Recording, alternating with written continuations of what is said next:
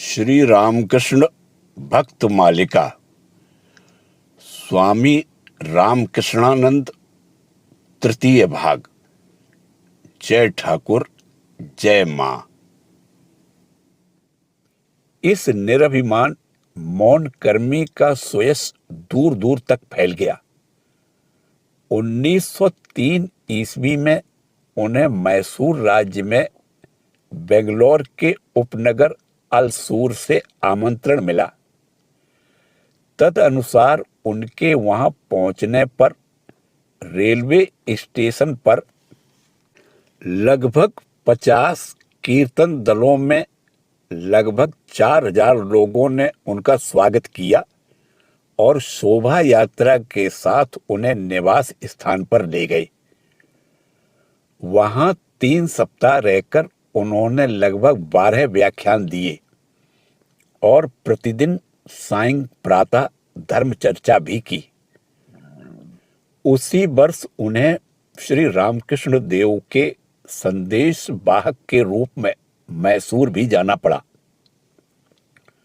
वहां उन्होंने कुछ 5 व्याख्यान दिए, जिनमें से संस्कृत कॉलेज में समागत पंडितों की सभा में निर्भीक चित्त से सुललित संस्कृत भाषा में उन्होंने श्री रामकृष्ण देव के धर्म समन्वय पर जो व्याख्यान दिया वह विशेष उल्लेखनीय है। संकीर्ण मनोभाव वाले पंडितों की उस सभा में वैसा व्याख्यान देना केवल स्वामी रामकृष्णानंद के लिए ही संभव था। उनके आगमन से बेंगलोर में जो उत्साह की लहर आई, उसके फलस्वरूप अगले वर्ष उन्हें पुनः वहां जाकर कुछ व्याख्यान आदि देने पड़े। तत्पश्चात वे वहां पर एक दूसरे सन्यासी को नियुक्त करके स्वयं मद्रास लौट आए। 1902 या 1903 ईस्वी में वे त्रिवेंद्रम गए। वहां 1 महीना रहकर उन्होंने 4 सार्वजनिक व्याख्यान दिए तथा नगर के बीच अवस्थित एक छोटे से मकान में नियमित रूप से गीता व्याख्या की। इसके फलस्वरूप वहां पर एक वेदांत समिति की स्थापना हुई, जिसने दीर्घ काल तक उस प्रदेश में श्री रामकृष्ण देव की भाव ज्योति को प्रज्वलित रखा। बाद में 1924 ईस्वी में वहां पर स्थायी मठ की स्थापना हुई। त्रिवेंद्रम से वे कन्याकुमारी के दर्शनार्थ भी गए। 1904 ईस्वी में वे कलकत्ता आए। वहां मेट्रोपॉलिटन कॉलेज में उनका व्याख्यान हुआ। कलकत्ते से लौटने के बाद उस वर्ष तथा दूसरे वर्ष दक्षिण भारत के अनेक स्थानों पर उनके व्याख्यान हुए। 17 फरवरी 1905 ईस्वी को मद्रास के मैलापुर प्रभाग में जिस रामकृष्ण विद्यार्थी भवन की स्थापना हुई, वह आज दक्षिण भारत के एक बृहत शिक्षा संस्थान में परिणत हो गया है। फिर भी हमें भूलना नहीं चाहिए कि उसके मूल में स्वामी रामकृष्णानंद जी की सहृदयता, प्रेरणा तथा कर्मठता ही प्रमुख रूप से विद्यमान है। कोयम्बटूर में एक बार प्लेग का प्रकोप हुआ। उससे एक परिवार के सभी वयस्क लोग चल बसे। केवल कुछ असहाय बच्चे बचे रहे। यह देखकर स्वामी रामकृष्णानंद जी का कोमल हृदय व्यथित हो उठा। उन्होंने स्वयं उन बच्चों के पालन पोषण का भार ग्रहण किया तथा उन्हीं को केंद्र बनाकर रामकृष्ण मिशन स्टूडेंट्स होम की स्थापना की। सर्वदा कामकाज में व्यस्त रहने पर भी वे अपनी इस प्रिय संस्था को देखने तथा बालकों को धर्म शिक्षा देने सप्ताह में कम से कम एक बार तो वहां अवश्य ही जाते थे। 1905 ईस्वी में उन्हें रंगून की श्री रामकृष्ण सेवक समिति से आमंत्रण मिला, जिसे स्वीकार कर वे 20 मार्च को रंगून पहुंचे। वहां 5 दिन रहते हुए उन्होंने 5 व्याख्यान दिए तथा धर्म चर्चा की।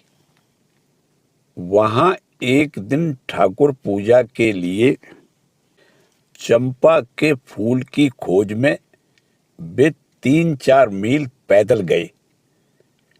मार्ग में उनकी भेंट सुप्रसिद्ध बंगला उपन्यासकार शरत चंद्र चट्टोपाध्याय से हुई।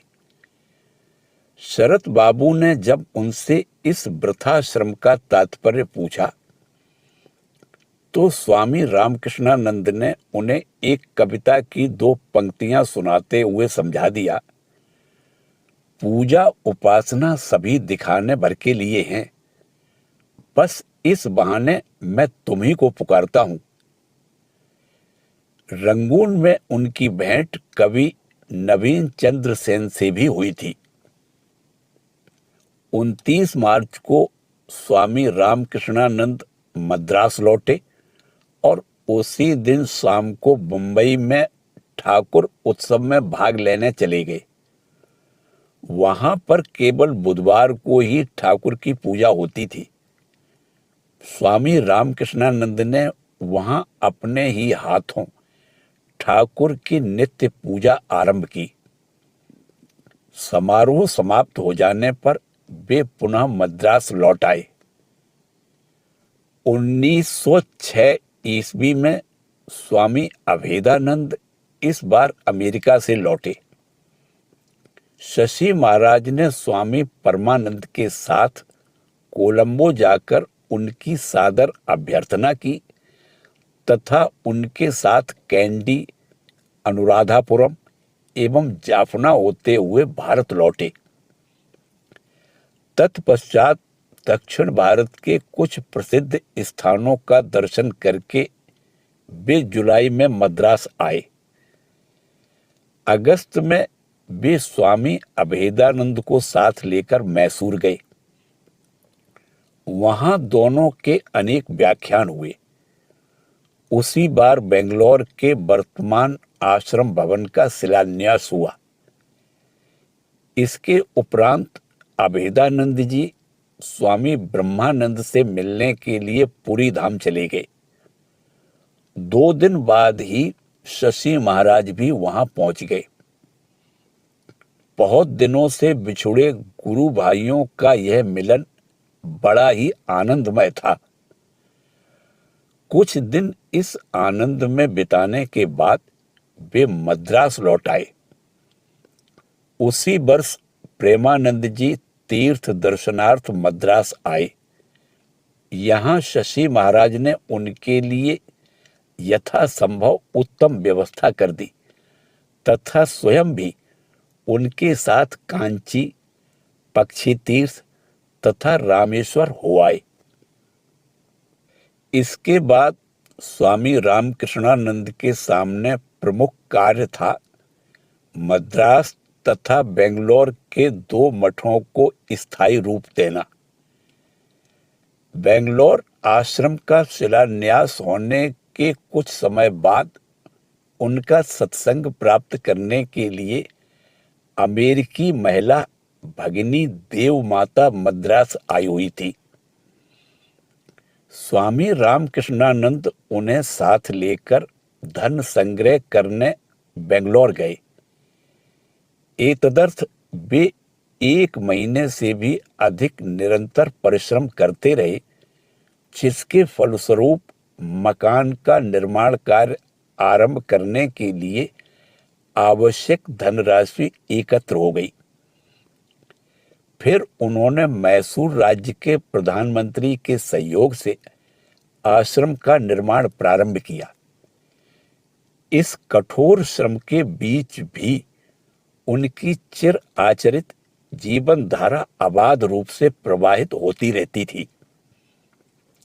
नगर में सर्वत्र उन्हें सफलता ही मिलती हो ऐसी बात नहीं, कई बार उन्हें अपमान भी सहन करना पड़ता था, परंतु फिर भी वे धैर्यपूर्वक कार्य पूरा करते और बाद में आश्रम में लौटकर ठाकुर के भोग के लिए सब्जी काटने बैठते या कभी कभी सुगंधित पुष्प चुनकर देव माता से माला बनवाते और ठाकुर को भक्ति भाव से अर्पित करते। इस प्रकार वे अपना दिन भर का कार्य प्रभु के श्री चरणों में अर्पित करते हुए अपने मन को मान अपमान तथा सफलता विफलता से मुक्त रखा करते थे।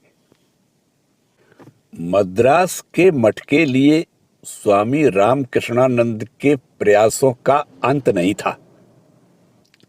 स्थायी भवन निर्माण के लिए कुछ दान संग्रहित हुआ था, पर उधर बिलगिरी का देहांत हो जाने से संकटमय परिस्थिति आ खड़ी हुई।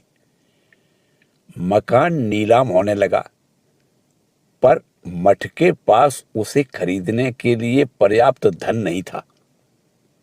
मित्रों ने प्रयत्न किया कि कम से कम किसी भक्त के हाथ में ही जाए, पर प्रतिस्पर्धा के कारण मूल्य क्रमशः बढ़ते हुए उस भक्त की क्षमता के बाहर जाने लगा। स्वामी रामकृष्णानंद उस समय निकट ही एक बेंच पर बैठे हुए थे और एक भक्त बीच बीच में उन्हें नीलाम की स्थिति समझा दे रहे थे। परिस्थिति बिगड़ती देखकर यह स्वाभाविक ही था कि वे भक्त चिंतित हो उठे, परंतु स्वामी रामकृष्णानंद जैसे साक्षी सदृश बैठे थे वैसे ही बैठे रहे और शांतिपूर्वक कहा, तुम चिंता मत करो, मकान को कौन खरीदेगा और कौन बेचेगा, इससे कुछ जाने आने का नहीं है। मेरी आवश्यकता थोड़ी है, मैं कहीं भी पड़ा रहकर ठाकुर का नाम गुणगान करते हुए दिन बिता सकूंगा। मकान हाथ से निकल गया। निरुपाय शशि महाराज ठाकुर को लेकर उसी मकान के बाहर वाले छोटे से घर में चले आए। सौभाग्यवश कुछ दिनों के भीतर ही एक भक्त ने ब्राडिज रोड पर कुछ भूमि दान की और संग्रहित धन के द्वारा मठ भवन का निर्माण प्रारंभ हुआ। 17 नवंबर 1907 ईस्वी को स्वामी रामकृष्णानंद ठाकुर को मठ के निजी भवन में ले आए।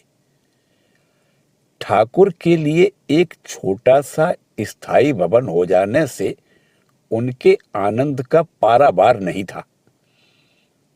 उन्होंने सबको समझा दिया कि यह ठाकुर का ही मकान है, इसे सदा अच्छी तरह साफ सुथरा रखना होगा। दीवार पर कील आदि ठोककर किसी भी प्रकार उसकी सुंदरता को नष्ट न किया जाए। मठ स्थापना के उपलक्ष्य में निकटस्थ कपालीश्वर शिव के मंदिर में विशेष पूजा अर्पित की गई। मठ में भक्तों ने जी भरकर प्रसाद पाया।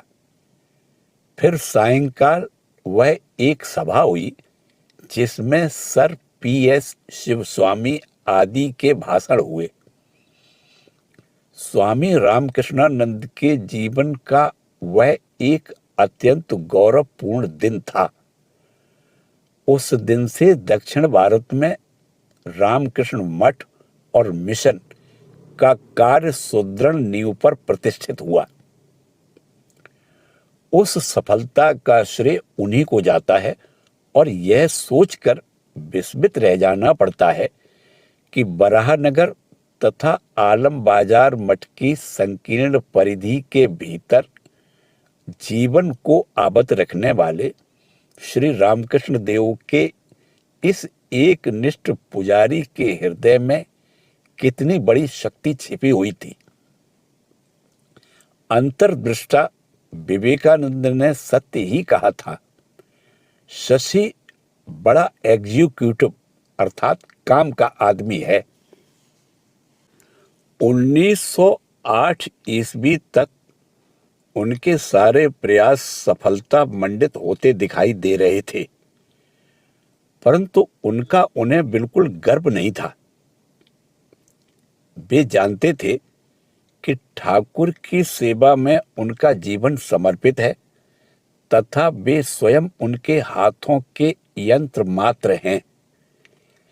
इसी भाव को सबके मन में दृढ़ रूप से अंकित करने के लिए वे रामकृष्ण मठ और मिशन के परम अध्यक्ष स्वामी ब्रह्मानंद महाराज को दक्षिण भारत ले आए।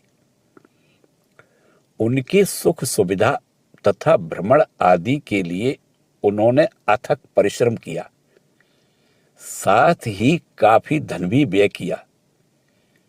बेंगलोर आश्रम का निर्माण कार्य पूरा हो जाने पर महाराज वहां गए और 20 जनवरी 1909 ईस्वी को इसका उद्घाटन किया।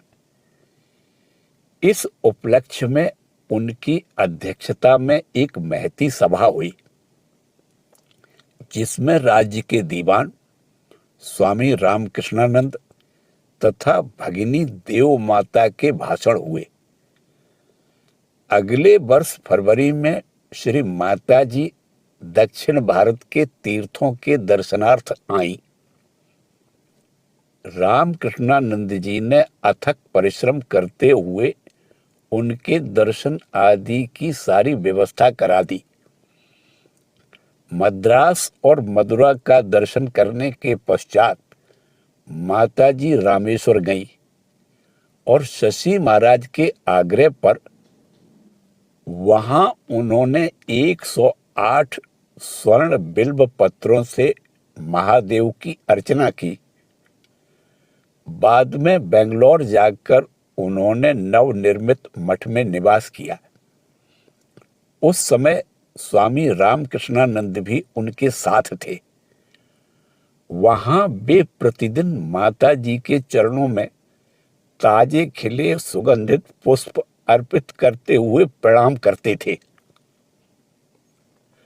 स्वामी रामकृष्णानंद की हार्दिक अभिलाषा थी कि दक्षिण भारत माता जी तथा स्वामी ब्रह्मानंद जी के चरण स्पर्श से पुनीत हो एवं साथ ही उनके दर्शन तथा उपदेशों से वहां आरंभ हुए कार्य की नींव भी दृढ़ हो जाए। उनकी ये दोनों आकांक्षाएं पूरी हुई। इसके पश्चात उन्होंने चैन की सांस लेते हुए कहा, यही मेरा अंतिम कार्य है। उस समय तक किसी को इसका भान तक नहीं हुआ था कि इस वचन का अर्थ कितना गहन है, परंतु विधाता ने वह शीघ्र ही सबको समझा दिया। माता जी के कलकत्ते लौटने के थोड़े दिनों बाद ही शशि महाराज का स्वास्थ्य बहुत बिगड़ गया। इसके पूर्व 14 वर्ष के कठोर परिश्रम से उनका स्वास्थ्य वैसे ही अत्यंत शिथिल हो चुका था। अब बहुमूत्र, खांसी तथा बुखार का आक्रमण हुआ।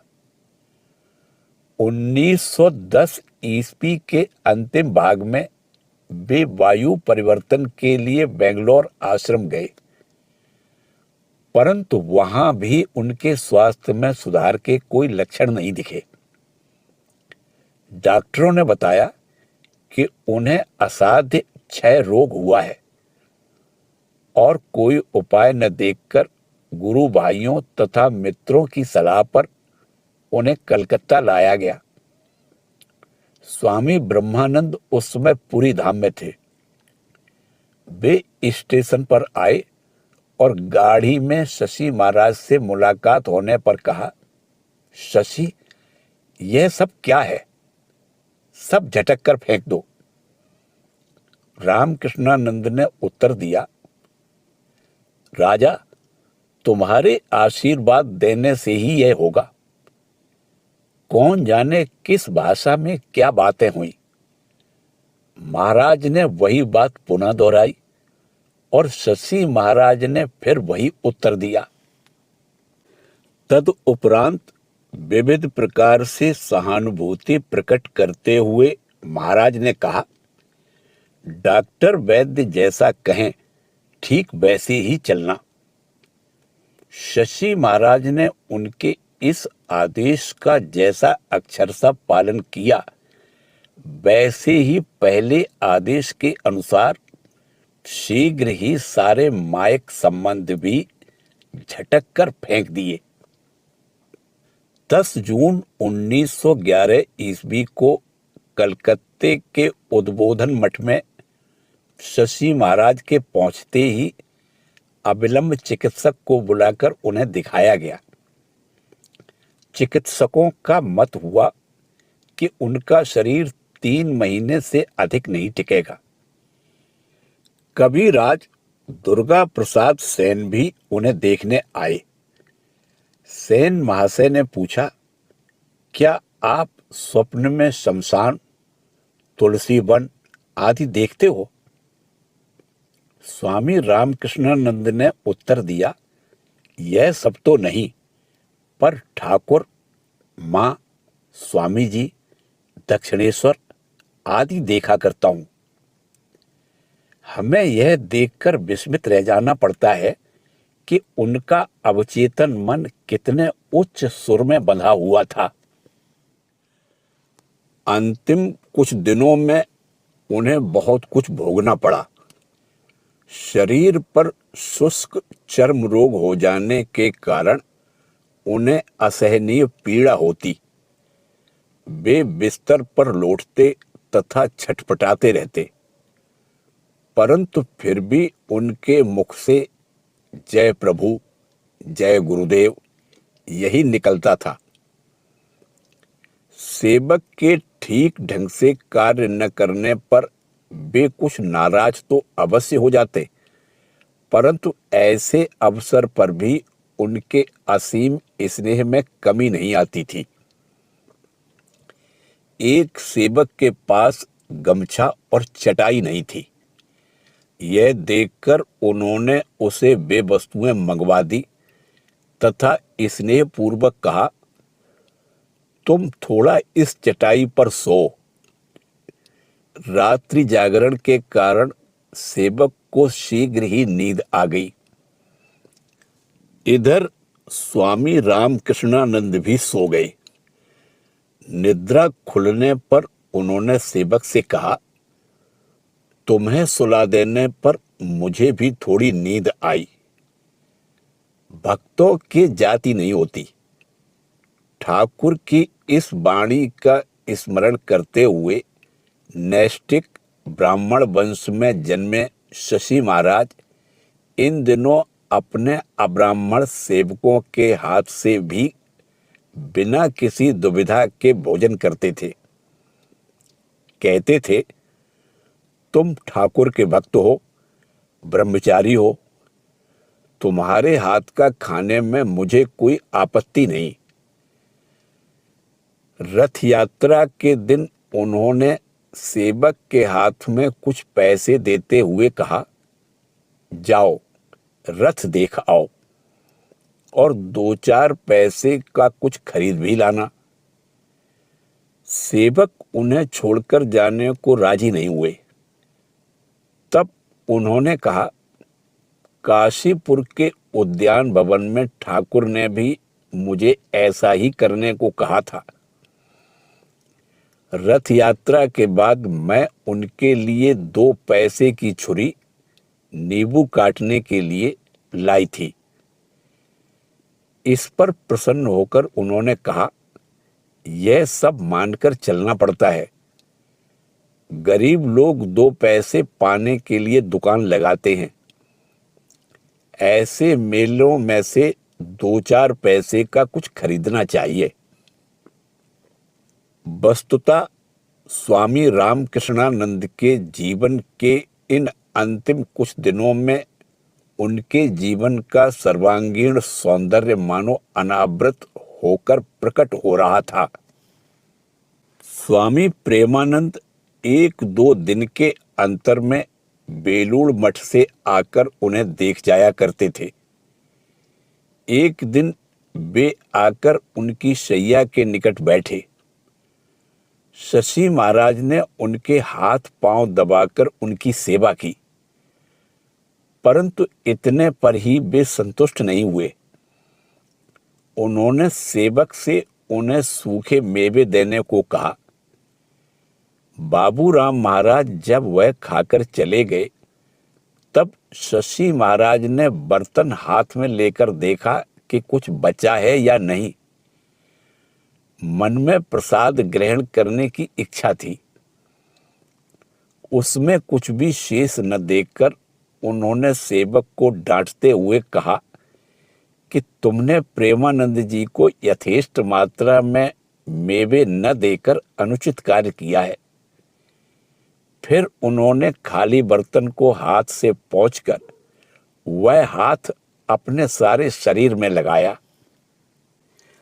चिकित्सा से कोई लाभ न होता देखकर एक दिन स्वामी शारदानंद ने उन्हें कहला भेजा कि एक दूसरे डॉक्टर थोड़ा प्रयत्न करके देखना चाहते हैं। उत्तर में स्वामी रामकृष्णानंद ने कहला भेजा, यह देह, मन तथा प्राण मैं ठाकुर के चरणों में अर्पित कर चुका हूं। राखाल महाराज, बाबूराम महाराज उनके प्रतिनिधि हैं।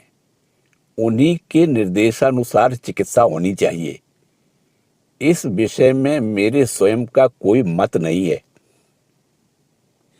देह त्याग के 2-3 दिन पूर्व सवेरे 8-9 बजे उन्होंने अचानक व्यग्र होकर सेवक से कहा, ठाकुर, माँ, स्वामी जी आए हैं, आसन बिछा दे। सेवक कुछ भी समझ नहीं सके, अतः स्तंभित रह गए। शशि महाराज ने पुनः कहा, देखता नहीं, ठाकुर आए हैं, चटाई बिछा दे, 3 तकिए लगा दे। सेवक ने वैसा ही किया। तब शशि महाराज ने निर्निमेष नेत्रों से एक अदृश्य दृश्य की ओर देखते हुए 3 बार प्रणाम किया। फिर कहा, वे लोग चले गए। माता जी उन दिनों जयराम बाटी में निवास कर रही थी। शशि महाराज उनके दर्शन करना चाहते थे, अतः स्वामी धीरानंद उन्हें लिवा लाने को गए, परंतु मां का आना नहीं हो सका। अगले दिन उन्होंने अपने इस सूक्ष्म अलौकिक दर्शन के बारे में पुलिन बाबू से कहा और इस विषय पर एक गीत रचने का अनुरोध लेकर उन्हें गिरीश बाबू के पास भेजा। गिरीश बाबू ने भजन की प्रथम पंक्ति इस प्रकार रखने के लिए कहा, दुख निशा का अवसान हुआ। महाकवि ने गीत की रचना कर दी और पुलिन बाबू ने राग बिहाग में उसे स्वामी रामकृष्णानंद जी के समीप गाया, जिसे वे आंखें मूंदकर एकाग्र चित्त से देर तक सुनते रहे। गीत का भावार्थ है, दुख निशा का अवसान हुआ, मैं रूपी घोर दुस्वप्न टूट गया। अब जीवन मरण का भ्रम दूर हो चुका है।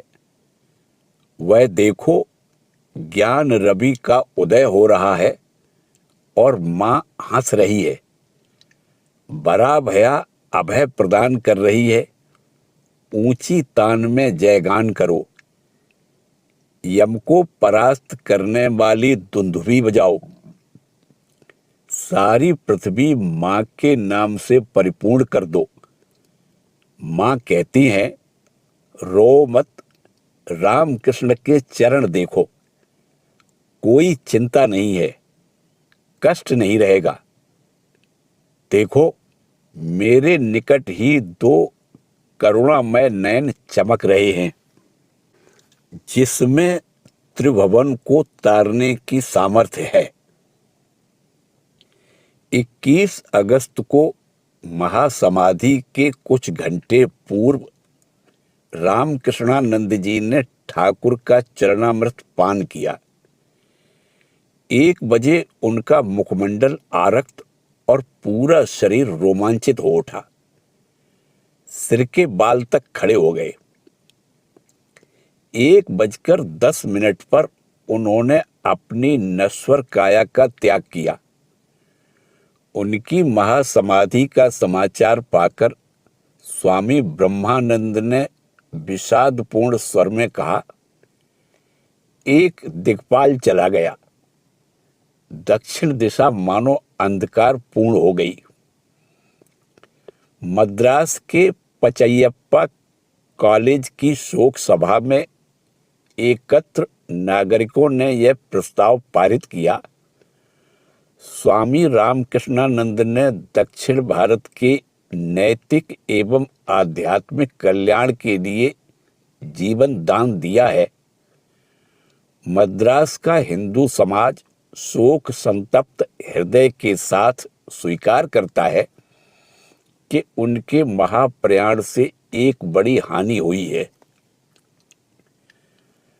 श्री रामकृष्ण एक प्राण स्वामी रामकृष्णानंद इस युग के लिए दास्य भक्ति का एक अपूर्व और अत्यंत उज्जवल आदर्श छोड़ गए हैं। मंदिर में, व्याख्यान मंच पर और लोक व्यवहार में सर्वत्र उनकी असाधारण गुरु भक्ति ही उनके जीवन का मूल मंत्र तथा उनकी कर्मठता का प्रधान स्रोत थी।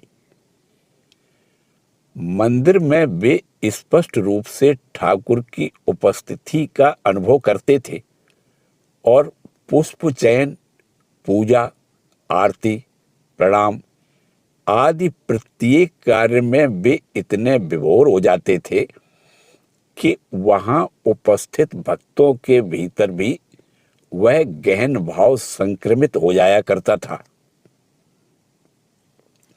एक बार एक उच्च पदाधिकारी उनसे मिलने आए। देखा कि वे पूजा के बाद एकाग्र मन से ठाकुर को पंखा जल रहे हैं और साथ ही साथ गंभीर स्वर में सदगुरु, सनातन गुरु, परम गुरु का उच्चारण कर रहे हैं। काफी देर तक पुजारी की दृष्टि आगंतुक की ओर आकृष्ट नहीं हो पाई। फिर भी उनका हृदय आध्यात्म भाव से परिपूर्ण हो उठा। अतः भाव में बाधा न डाल उन्होंने दूर से ही उनके निमित्त प्रणाम करके विदा ली। आरती के समय जब स्वामी रामकृष्णानंद जय गुरु का उच्चारण करते हुए दीपारती करते तो दर्शकों के हृदय में भक्ति की हिलोरें उठने लगती थी और वे उस आलोक से उद्भासित होकर चरम संतोष का अनुभव किया करते थे। स्थूलकाय शशि महाराज को मद्रास की भीषण गर्मी में कष्ट होता था, परंतु इसका प्रतिकार था दोपहर और रात में पंखा लेकर ठाकुर को बयार करना। ठाकुर के प्रसाद के अतिरिक्त वे और कुछ भी ग्रहण नहीं करते थे। बहुमूत्र रोग के समय चिकित्सकों ने उन्हें रोटी खाने की सलाह दी, परंतु ठाकुर को भोग में रोटी नहीं दी जाती थी, अतः वे रोटी नहीं खा सके। मठ का नवीन भवन बनने के 2 वर्ष के भीतर ही उसकी छत में दरार पड़ गई और उससे बरसात का पानी भीतर चूने लगा। एक रात वर्षा आरंभ होने पर रामकृष्णानंद जी ने ठाकुर के शयन कक्ष में जाकर देखा कि उनके ऊपर पानी टपक रहा है।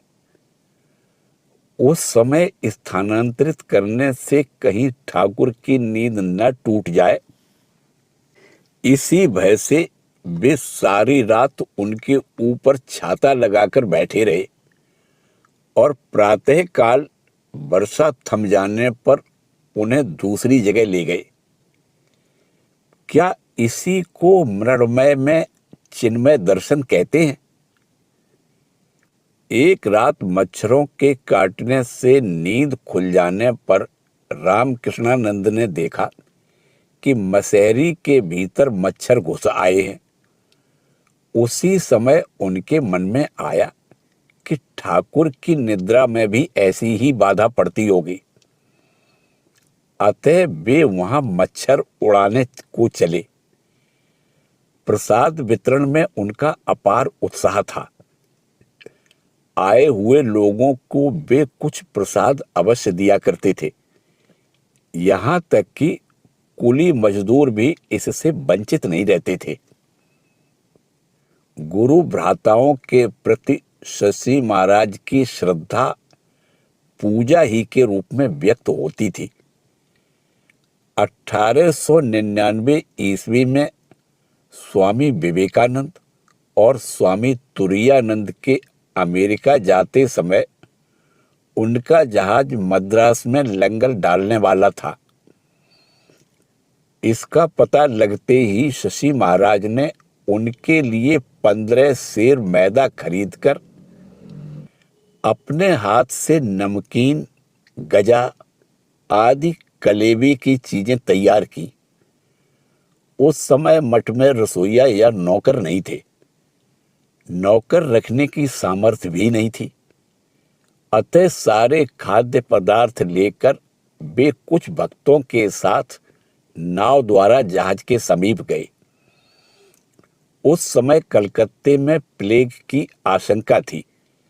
अतः जहाज से किसी को उतरने या किसी को जहाज में चढ़ने नहीं दिया गया। दूसरा कोई चारा न देखकर शशि महाराज ने कहा, दोनों महात्माओं का चरण स्पर्श न कर सका, कम से कम उनकी प्रदक्षिणा तो कर जाऊं। मल्लाह को जहाज की परिक्रमा करके चलने को कहो।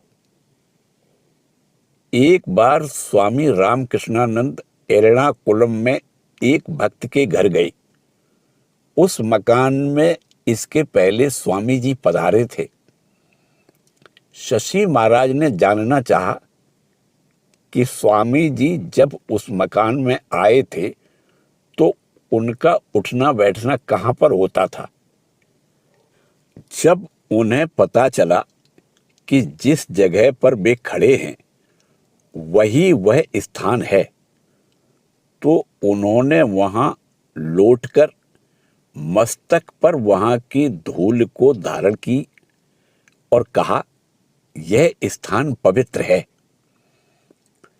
स्वामी जी के देह त्याग का संवाद मद्रास पहुंचने के पूर्व ही ध्यान अवस्था में स्वामी रामकृष्णानंद ने सुना कि स्वामी जी अपने चिर परिचित स्वर में कह रहे हैं, शशि शशि, मैंने यह शरीर थूक के समान फेंक दिया है।